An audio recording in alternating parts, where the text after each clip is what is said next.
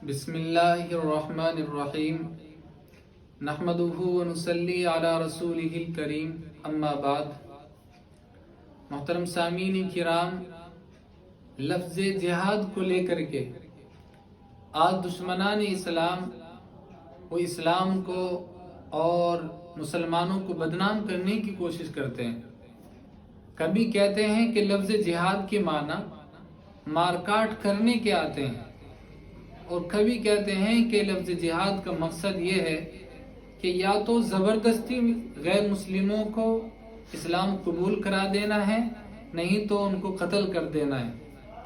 اس طرح کے غلط معنی بیان کر کے وہ مسلمانوں کی طرف سے دوسرے لوگوں کے دلوں کے اندر نفرتیں پیدا کرنے کی کوشش کرتے ہیں اور دین اسلام کو بدنام کرنے کی کوشش کرتے ہیں. اور بڑے افسوس کی بات تو ہمارے لیے یہ ہے کہ ہم مسلمان بھی لفظ جہاد کے معنی کو نہیں جانتے کہ جہاد کے معنی کیا ہیں، جہاد کا مقصد کیا ہے، اور جہاد کی قسمیں جو قرآن و حدیث کے اندر بیان کی جاتی ہیں کون کون سی قسم کا جہاد ہوتا ہے. اسی لیے حضرات، آج مختصراً آپ کے سامنے جہاد کے معنی اور جہاد جو قرآن کریم کے اندر احادیث کے اندر جو بیان کیا گیا ہے اس کی کتنی قسمیں ہیں وہ آپ کے سامنے مختصراً بیان کی جا رہی ہیں. لفظ جہاد کے معنی آتے ہیں کہ ظالم کو ظلم سے روکنا، اور یہ ظلم سے روکنے کے اندر جو تکلیفیں آتی ہیں، جو پریشانیاں آتی ہیں، ان کو برداشت کرنا اور ان کے اوپر صبر کرنا، یہ لفظ جہاد کے معنی آتے ہیں. اور جب آپ قرآن و حدیث کا مطالعہ کرتے ہیں تو جہاد کی 5 قسمیں ہمارے سامنے آتی ہیں، یعنی 5 قسموں کا جہاد ہوتا ہے. آپ قرآن کریم پڑھیں گے تو پہلی قسم جہاد کی آپ کو ملتی ہے جہاد بالمال، یعنی اپنے مال کے ذریعے سے جہاد کرنا. اسی کو اللہ تعالیٰ قرآن کریم کے اندر ارشاد فرماتے ہیں کہ لیکن الرسول والذین آمنوا معہ جاہدوا باموالہم وانفسہم واولئک لہم الخیرات وَأُولَئِكَ هُمُ الْمُفْلِحُونَ. اس آیت کے اندر اللہ تعالیٰ مال کے ذریعے سے جہاد کرنے کا حکم فرما رہے ہیں. اور مال کے ذریعے سے جہاد کیسے ہوگا؟ اس کا معنی، اس کا مطلب یہ ہے کہ حق کی دعوت کی اشاعت کے لیے اور ظلم کو روکنے کے لیے اپنے مال کو خرچ کرنا، اپنے مال کا استعمال کرنا. اگر کوئی حق کی دعوت کے لیے اپنے مال کو خرچ کرتا ہے تو پھر یہ اس کے مال کا جہاد کہلاتا ہے. اور جہاد کی دوسری قسم آتی ہے یعنی اپنی زبان کے ذریعے سے جہاد کرنا، زبان کا جہاد. اسی کو اللہ کے نبی صلی اللہ علیہ وسلم نے فرمایا کہ جاہد المشرکین بألسنتکم، کہ مشرکین کے ساتھ اپنی زبان سے جہاد کریں. تو زبان کے ذریعے سے جہاد کیسے ہوگا؟ یعنی اگر کوئی اسلام کے اوپر کوئی کمنٹ کرتا ہے تو آپ اسلام کا دفاع کریں اپنی زبان کے ذریعے سے، اشعار کی شکل میں، بیانات کی شکل میں.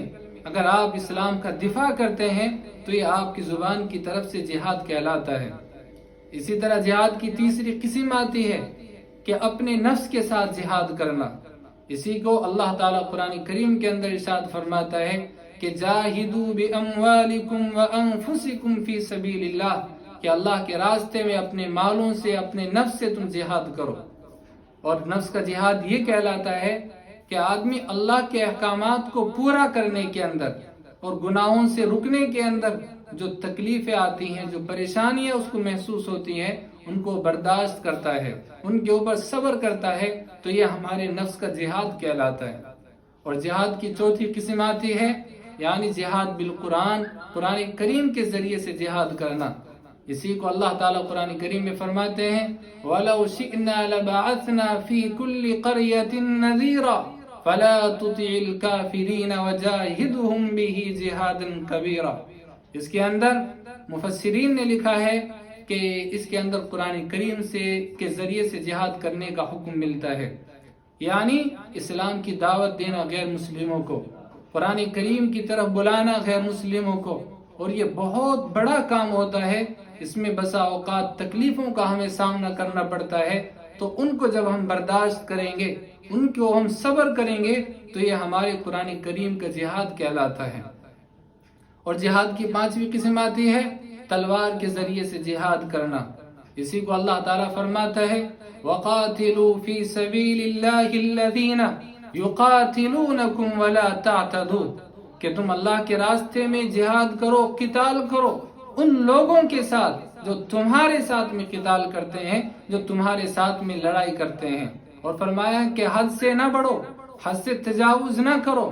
اس آیت کو جب ہم پڑھتے ہیں اور اس جیسی اور بھی آیتوں کا ہم مطالعہ کرتے ہیں جن کے اندر تلوار سے جہاد کرنے کا حکم ملتا ہے، قتال کرنے کی جو آیتیں ہیں ان کے اندر ہمیں 2 باتیں سمجھ میں آتی ہیں.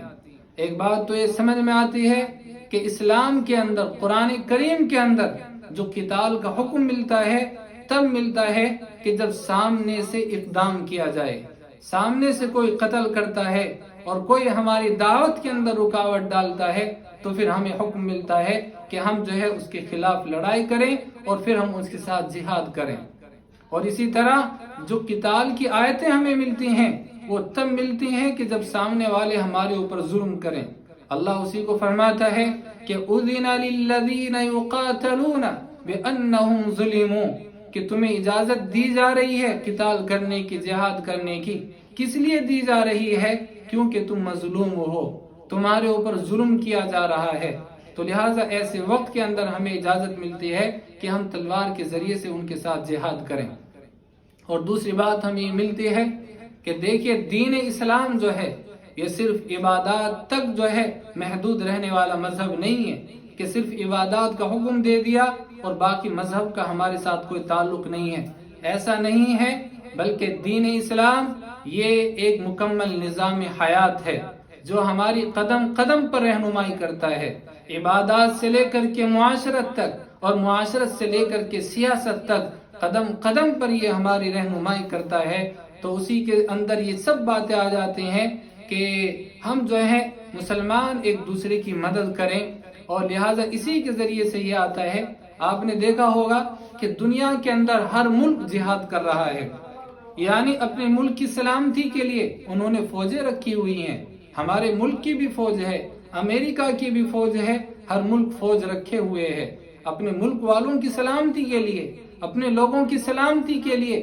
تو اسلام بھی اس کی اجازت دیتا ہے کہ اگر کوئی تمہارے لوگوں کے اوپر حملہ کرتا ہے تو تم اپنے لوگوں کی سلامتی کے لیے تم ان کے ساتھ جہاد کریں، تم ان کے ساتھ جنگیں لڑیں.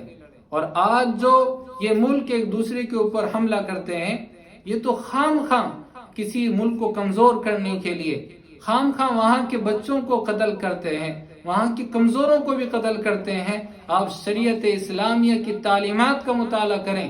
اللہ کے نبی نے بارہا جب بھی کسی بھی جو ہے صحابہ کرام کی جماعت کو روانہ فرماتے، کسی بھی قافلے کو روانہ فرماتے تو اللہ کے نبی ان کو نصیحت فرماتے کہ بچوں کے اوپر حملہ نہ کرنا، بچوں کو قتل نہ کرنا، عورتوں کو قتل نہ کرنا، کمزوروں کو، بوڑھوں کو قتل نہ کرنا، زخمیوں کو، جو زخمی ہیں، جو بھاگ رہے ہیں، ان کو قتل نہ کرنا.